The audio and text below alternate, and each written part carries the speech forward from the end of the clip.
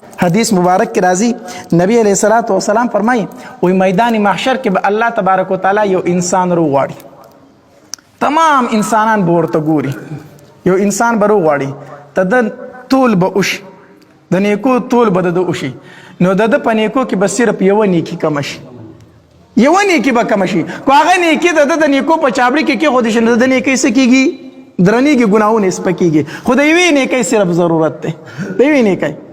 الله تبارک وتعالى به دې بنده ته وي بنده صرف یو نیکی دې کمه ده، یو نیکی دې کمه ده، ورنه جنت ته دې بیا ما خدا نیکی پیدا کول غواړي نو دی به وي الله یو نیکی څه شی دی، زه به یې اوس راوړم، زه به پې جنت ته لاړ شم، زما خو ډېر ښه خلک موجود دی. پلار به لاړ شي په بچي پسې، بچیا ما ته د یوې نیکۍ ضرورت دی، ځکه دا خو به و چې زما ډېر ښه اولادو ما وله ډېره په دنیا کې جمع کړې وه، یوه نیکي څه شی دی، زه به یې اوس راوړم. نه دی به لاړ شي په دې بچي پسې، بچیا د یوې نیکۍ ضرورت دی، جنت ته ځم، کو دا یوه نیکي پیدا شو خو جنت ته به لاړ شم، کو یو نیکي پیدا نه شو جهنم ته به ځم، ماله دا یوه نیکي راکړه.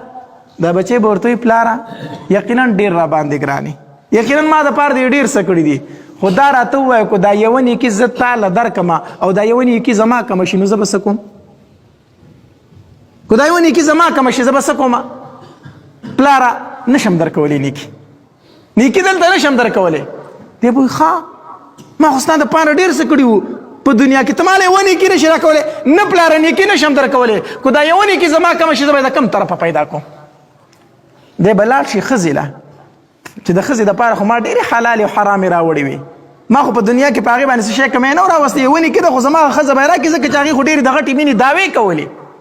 نو دی به دې ښځې ته وایي ښځې یوه نیکۍ ته مې ضرورت دی، کو دا دې راکړه جنت ته ځم، کو را دې نه کړه جهنم ته ځم. ښځه به ورته وایي کو دا یوه نیکي زما کمه شي نو زه به څه کوم؟ نیکي نشم درکولی، نیکي نشم درکولی. ښه دی به ویره زما خو ډېر دوستانو په ما به ډېر خفه کېدل، زما به ډېر خیال ساتو. دی به پرې دوستانو باندې وګرځي، هر دوست به ورته ووایي چې کو دا یوه نیکي زه تاله درکړم او زما کمه شي زه به څه کومه. په میدان محشر کې به په ټولو خپلو خپلوانو وګرځي خو نیکي به ورته میلاو نه شي. وایي دی به را روان وي داسې خفه.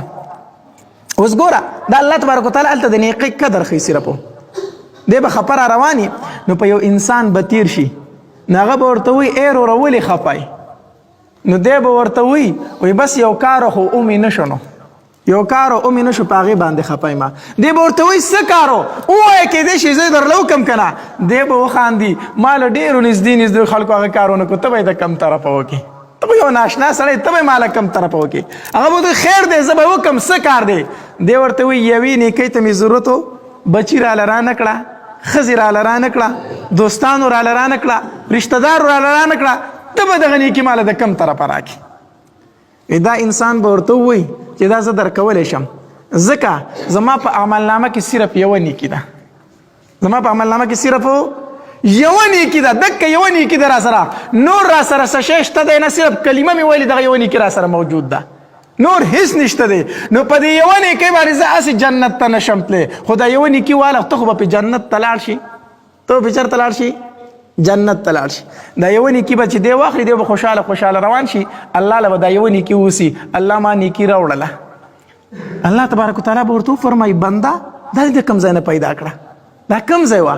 دی به وایي الله بچي مې رانه کړه، ښځې مې رانه کړه، رور رانه کړه، تمامو رشته دار رانه کړه، چا درکړه؟ بس یو ناشنا سړی و هغه راله راکړه، هغه راته وایي چې ما سره دا یوه نیکي ده چې ته پې جنت ته ځې دا واخله او ته پې جنت ته لاړ شه. الله تبارک وتعالی به وفرمایي دغه بنده ماله راوغواړئ، فرشتې به یې حاضر کړي، الله تبارک وتعالی به دې نه تپوس کوي بنده دا نیکي دې ولې ورکړه؟